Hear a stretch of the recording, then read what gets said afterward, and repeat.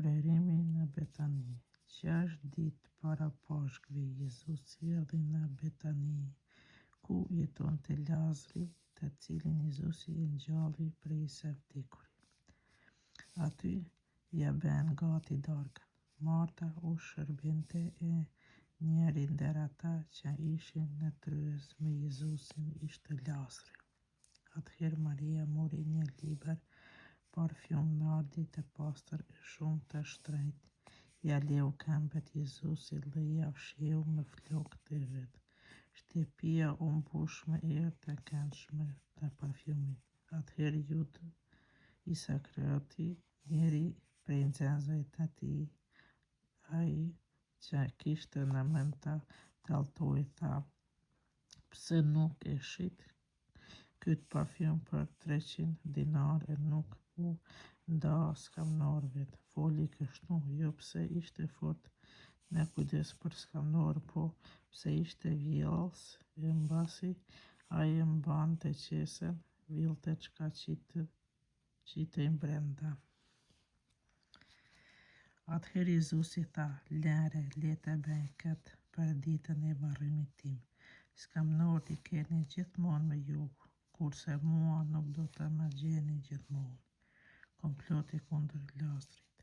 Një shumicë e madhe e judeish mori vesh se Jezusi po gjendej atje dhe erdhën jo vetëm për shkak të Jezusit, por edhe për të parë Lazarin, të cilin e ngjalli së vdekuri.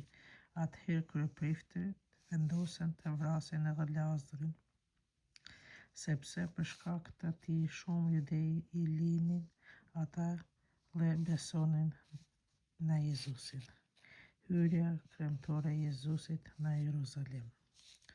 Të nesërmen një shumicë e madhe njerëzish që kishte ardhur në festë, kur dëgjuan se Jezusi po vinte në Jeruzalem, morën gëma palmësh dhe i dolën para brohoritnin: "Hosana, qoftë bekuar ai që vjen në emrin të Zotit, mbreti i Izraelit." Jezusi gjeti një gaç, hipi në të sikurse thot Shkrimi i Shenjtë: "Mos ki frikë, bija e Sionit, ja mbreti yt po vjen, kalo bij një gaç."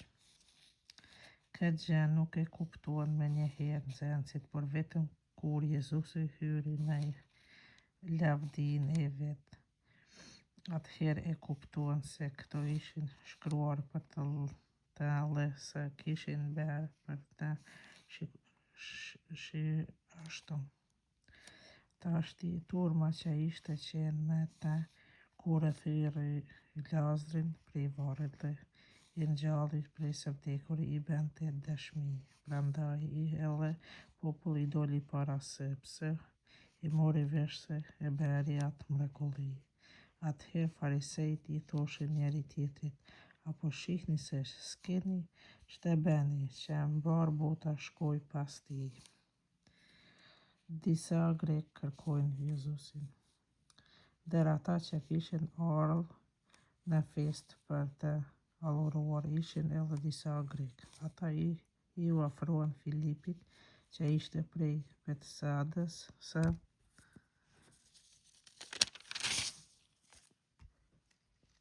Galileës dhe i u lutën: "Zotëri, dëshirojmë ta shohim Jezusin." Filipi shkoi dhe i tha Andreut, Andreu e Filipi shkuan e i treguan Jezusit. Jezusi u përgjigji: "Arriti ora të lavdërohet Biri i Njeriut.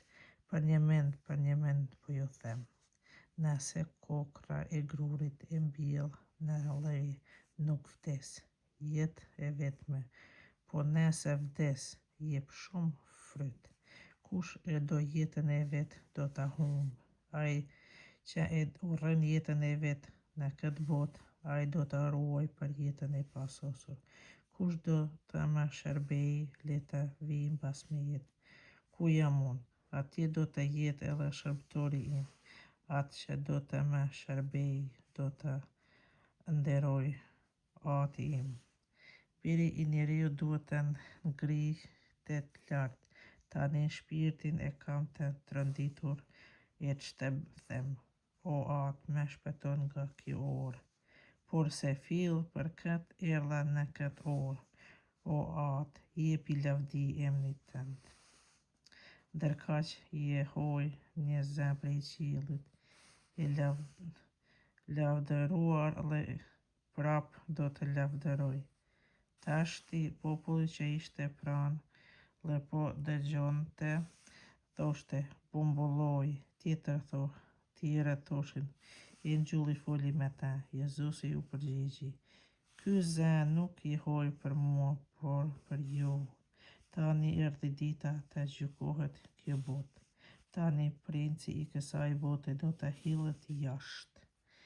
E unë do të jem lartësuar nga toka, do t'i tërheq tek unë të gjithë njerëzit. Foli kështu për të shëruar se me vdekje do të vdiste. Atëherë populli i përgjigji, ne ndëgjuam nga ligji se Mesia mbreti për gjithmonë. Si ti atëherë thua, biri i njeriut duhet të lartësohet. Kush është ky biri i njeriut? Atëherë Jezusi u tha, edhe për pak kohë është drita me ju. Ecni derisa të keni dritë, që të mos t'ju zerë terri. Kush ecën atëherë nuk di ka shkon. Derisa të keni dritë, besoni në dritën që të beheni bijtë e dritës. Mos besimi judejve. Jezusi si foli këto fjalë, doli dhe u fsheh prej tyre. Edhe pse Jezusi kishte bërë aq shumë mrekulli para syve të tyre, ata s'besonin në të. Për t'u plotësuar fjalët e Isaias profet që thot, o Zot, e kush i besoi predikimin ton, ku ia zbulua fuqia e Zotit. Prandaj as nuk mund të besonin, sepse ai Isaia prap thot, ua vërboj syt zemrën e tyre e bë rigur, që të mos shohin me sy, të mos kuptojnë me zemër e të mos kthehen, që unë të mos i shëroj. Këto fjalë i tha Isaia sepse e pa lavdin e tij e foli me ta. Megjithatë shumë edhe prej kryerëve besuan në të, porse për shkak të farisejve nuk e tregonin haptazi që të mos përjashtonin prej sinagogës, sepse me tepër e kishin në zemër lavdinë e njerëzve se lavdinë e hyjit. Dënimi prej fjalës së Jezusit. Jezusi shpalli, kush beson në mua nuk beson në mua, por në atë që më dërgoi. Kush më sheh mua, sheh atë që më dërgoi. Unë drita erdha në botë që sjelli që beso, secili që beson në mua e të mos mbetet në terrë. E nëse ndokush i dëgjon fjalët e mia e nuk i zbaton, nuk jam unë ai që dënoj, sepse nuk erdha të dënoj botën, por ta shpëtoj botën. Kush më përbuz mua e nuk i pranon fjalët e mia, kush e gjykon?